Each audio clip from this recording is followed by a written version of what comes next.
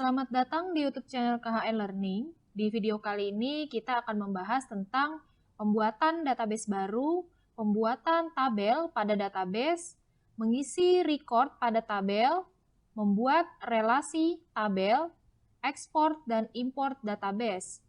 Yang nantinya semua perintah ini akan kita kerjakan di phpMyAdmin.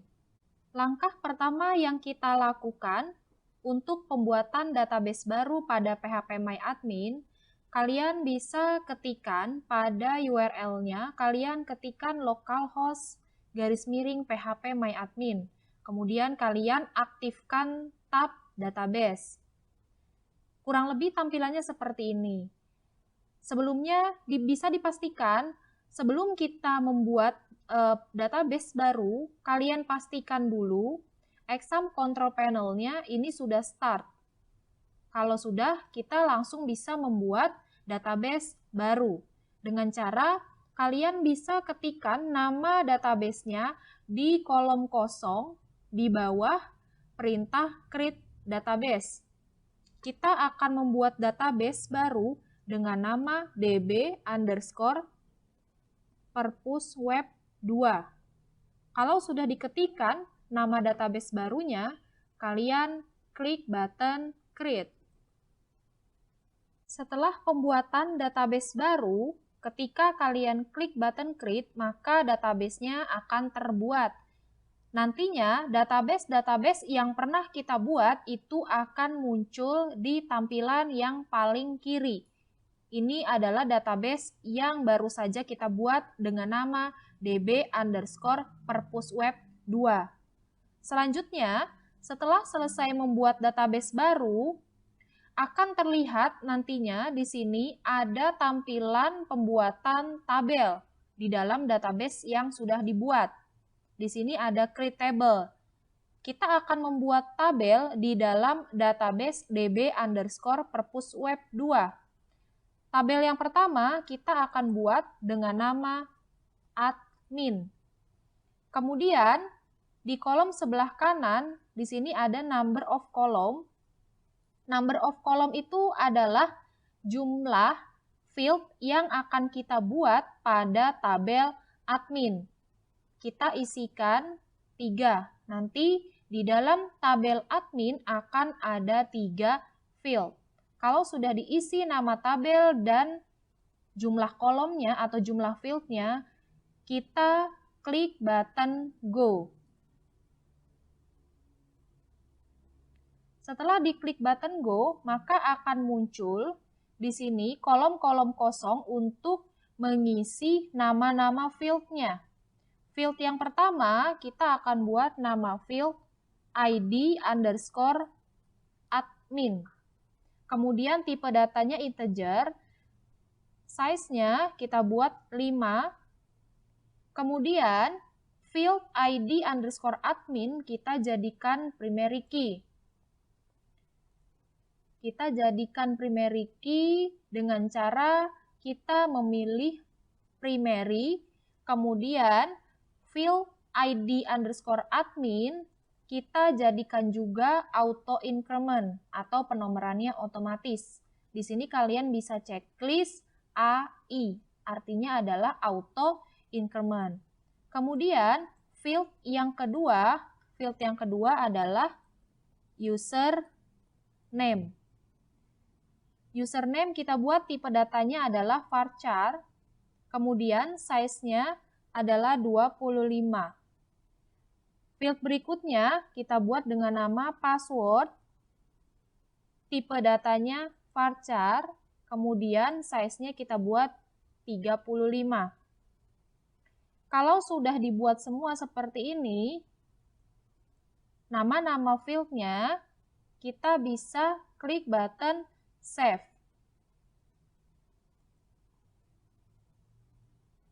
Maka akan terbentuk atau terbuat tabel dengan nama admin di dalam database db_purpose_web2. Selanjutnya, setelah selesai membuat tabel admin, kita akan membuat tabel baru lagi masih di dalam database db_perpusweb2. Caranya sama seperti tadi. Kalian bisa klik dulu nama database-nya, kemudian kalian buat nama tabel barunya di sini, kemudian jumlah field-nya berapa diisi, dan klik button Go kalau sudah. Ikuti langkah pembuatan tabel baru sama seperti langkah pembuatan tabel admin. Tambahkan 5 tabel baru di dalam database db_perpusweb2. Di sini ada tabel katalog_buku, kemudian ada tabel buku, kemudian ada tabel anggota, ada tabel peminjaman, dan juga tabel detail_pinjam. Kalian buat 5 tabel baru ini di dalam database db_perpusweb2. Ketika pembuatan tabel peminjaman dan juga tabel detail pinjam, nantinya kalian akan menemukan pembuatan nama field menggunakan tipe data enum. Kalau menggunakan tipe data ini, kalian buat untuk tampilan atau pemilihan item atau list. Nantinya list pilihannya atau item listnya bisa kalian isi di kolom values di sini. Setelah selesai membuat 6 tabel di dalam database db_perpusweb2, selanjutnya kita akan coba mengisi record pada tabel. Tabel pertama yang akan kita isi adalah tabel admin. Caranya, kalian aktifkan dulu database-nya, maka akan muncul tabel-tabel yang sudah dibuat di dalam database db_perpusweb2. Kemudian kalian pilih tabel admin. Di sini data adminnya masih kosong. Sekarang kita akan isi. Caranya adalah kalian klik tab insert. Kemudian di sini akan muncul kolom kosong. Kita akan isi datanya di kolom value. Kita akan isi username dan passwordnya saja. Kenapa? Karena untuk field ID admin, di sini tadi ketika pembuatan tabel, kita buat keterangannya adalah auto increment untuk field ini. Auto increment itu artinya adalah penomoran otomatis. Jadi, walaupun di sini kita kosongkan, maka nanti ketika kita klik simpan, tetap akan muncul dan tetap akan tersimpan urutan nomornya sesuai dengan data yang terakhir sampai data keberapa. Kita akan isi username-nya, kemudian password-nya, kemudian di sini ada data yang kedua. Di sini kalau kita checklist ignore-nya, ketika kita simpan, maka yang tersimpan hanya data yang pertama. Kalau kita mau simpan kedua-duanya, kita hilangkan checklist-nya. Kemudian kita isi data kedua. Username sama password-nya. Kalau sudah, diklik button Go. Maka datanya tersimpan. Nah, untuk mengeceknya, kita bisa klik tab Browse. Maka di sini akan muncul data yang sudah kita insert. Nah, kenapa di sini ID adminnya tidak mulai dari 1? Kebetulan saya sudah menginput sebanyak 8 kali. Jadi walaupun datanya saya hapus, di sini nomor urutnya tetap mengikuti data yang terakhir, yaitu data ke-7 dan 8. Tetapi kalau kalian baru input pertama kali, di sini munculnya 1 dan juga 2. Selanjutnya, kalian isi tabel katalog_buku, kemudian tabel buku dan juga tabel anggota. Ini adalah recordnya. Silakan diisi tabelnya. Caranya sama seperti tadi ketika mengisi tabel admin. Selanjutnya, kita akan mencoba merubah dan juga menghapus isi record dari tabel. Caranya, kalian aktifkan nama tabelnya atau tabel apa yang datanya ingin dihapus, kita aktifkan atau kita pilih, kemudian kita klik tab Browse, maka nanti data yang sudah diinput atau recordnya akan muncul. Contoh, kita akan menghapus salah satu data dari data yang ada. Misalkan kita ingin menghapus data yang paling terakhir. Kita tinggal klik atau kita tinggal checklist, kemudian kita klik delete atau kita klik delete yang ada di bawah. Itu kalau ingin menghapus record. Kalau ingin merubah recordnya, kita bisa pilih menu edit atau ada icon pensil di sini, gambar pensil, edit yang di masing-masing baris atau masing-masing record, atau edit yang ada di paling bawah. Itu adalah cara merubah dan juga menghapus isi record dari tabel. Selanjutnya, kita juga bisa merubah dan menghapus field dari struktur tabel. Caranya, kita aktifkan dulu tabelnya, misalkan contohnya tabel anggota, kemudian kita masuk ke tab struktur, maka di sini akan muncul nama-nama field yang ada di tabel anggota. Kemudian kita bisa pilih atau kita bisa checklist field mana yang ingin kita rubah atau field mana yang ingin kita hapus. Untuk merubah kita bisa klik change, untuk menghapus kita bisa klik drop. Itu adalah cara merubah dan juga menghapus field pada struktur tabel. Selanjutnya kita akan membuat relasi tabel pada PHP MyAdmin. Sebelum kita membuat relasi tabelnya, kita review dulu untuk nama-nama tabel yang tadi sudah kita buat.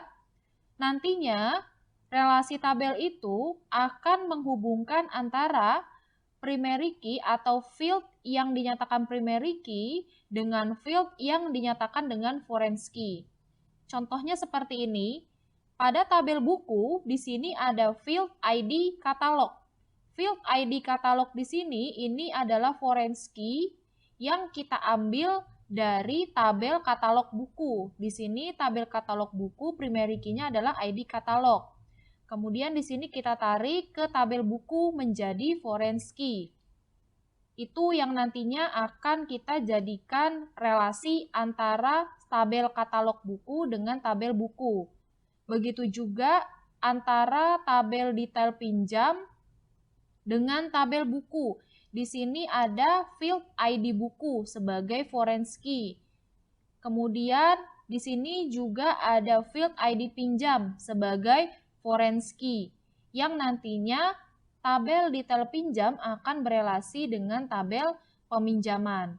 Kemudian di tabel peminjaman di sini ada field ID anggota yang kita ambil dari primary key-nya tabel anggota, yaitu ID anggota. Maka ditarik ke tabel peminjaman menjadi foreign key. Nantinya foreign key ini akan kita jadikan indeks di PHP MyAdmin. Kita akan coba membuat indeks yang ada pada tabel buku.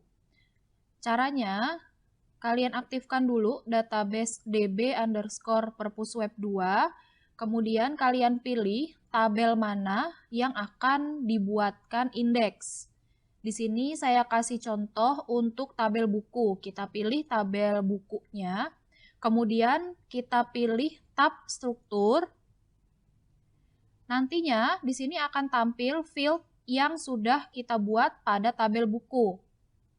Kemudian kita lihat mana field yang akan dijadikan indeks. Di sini ada field ID_katalog. ID_katalog ini adalah foreign key yang berelasi dengan tabel katalog underscore buku. Jadi field ID_katalog kita jadikan sebagai foreign key dengan cara kalian bisa checklist fieldnya yang ada di sebelah kiri, field ID_katalog.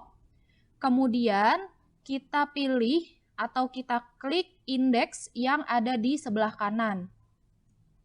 Nanti akan muncul konfirmasi, di sini akan muncul perintah SQL menambahkan indeks pada tabel buku, yaitu yang kita jadikan indeks adalah field ID_katalog.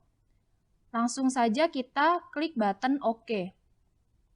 Setelah kita buat indeks, nantinya di sini akan ada logo kunci yang menandakan bahwa field ID_katalog ini adalah foreign key. Kalau di PHP MyAdmin ini dikatakan sebagai indeks. Silakan dibuat foreign key-nya sesuai dengan tabel-tabel yang berelasi yang tadi sudah dibahas. Selanjutnya, kalian bisa buat indeks pada tabel peminjaman dan juga tabel detail underscore pinjam. Tadi sudah dicontohkan membuat indeks pada tabel buku. Silakan dilanjutkan untuk membuat indeks pada tabel peminjaman dan detail underscore pinjam. Selanjutnya, kita akan membuat relasi tabel pada PHP MyAdmin. Caranya, kalian aktifkan database yang tadi sudah dibuat, db_perpusweb2. Nanti akan tampil di sini tabel apa saja yang sudah kita buat. Kemudian kalian pilih tab designer, diklik atau dipilih. Nanti akan muncul di sini tabel-tabel yang sudah kita buat di dalam database db_perpusweb2.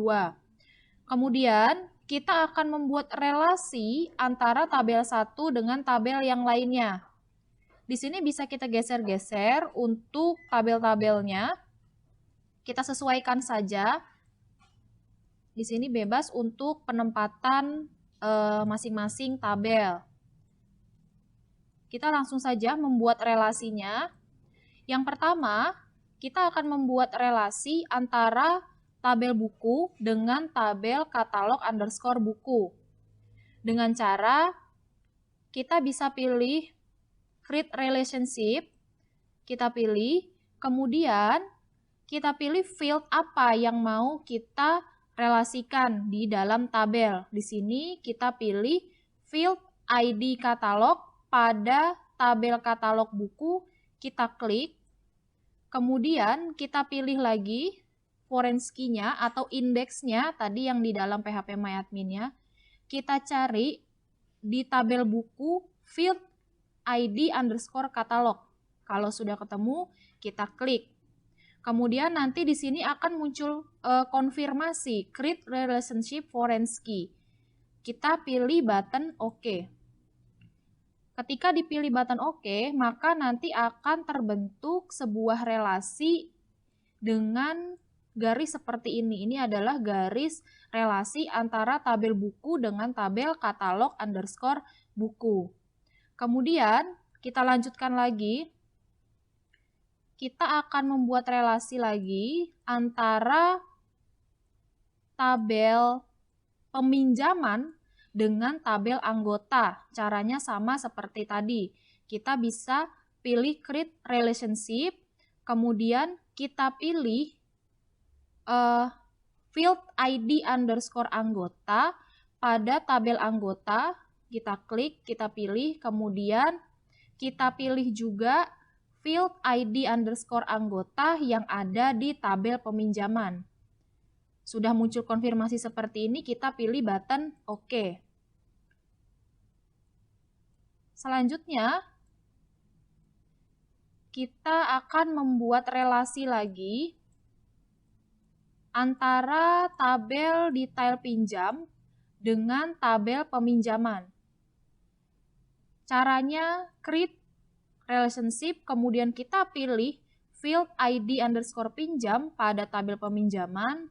Kemudian kita pilih juga foreign key-nya ID pinjam pada tabel detail underscore pinjam. Kita pilih button OK. Maka akan terbentuk relasinya. Ini bisa kita pindahkan posisinya sesuai dengan tampilan yang diinginkan. Seperti ini. Kita cek lagi apakah ada relasi tabel yang belum kita create. Nah, di sini di tabel detail pinjam ada field ID underscore buku yang diambil dari tabel buku. Berarti kita harus buat nih relasinya. Kita buat relasinya.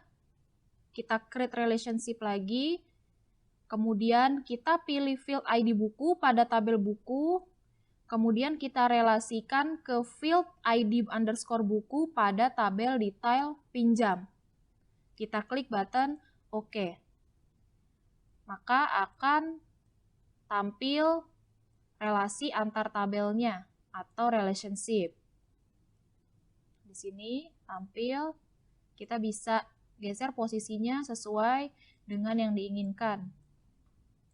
Seperti ini kurang lebih untuk tampilan relasi antara satu tabel dengan tabel yang lainnya. Setelah selesai membuat relasi tabel, ini boleh kita close untuk tampilan relasi tabelnya. Kita kembali ke tampilan database-nya.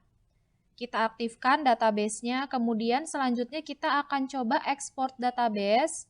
Caranya, kalian bisa klik tab exportnya, tapi sebelumnya dipastikan dulu kalian tidak mengaktifkan atau membuka tabel. Jadi kondisinya yang aktif adalah database-nya.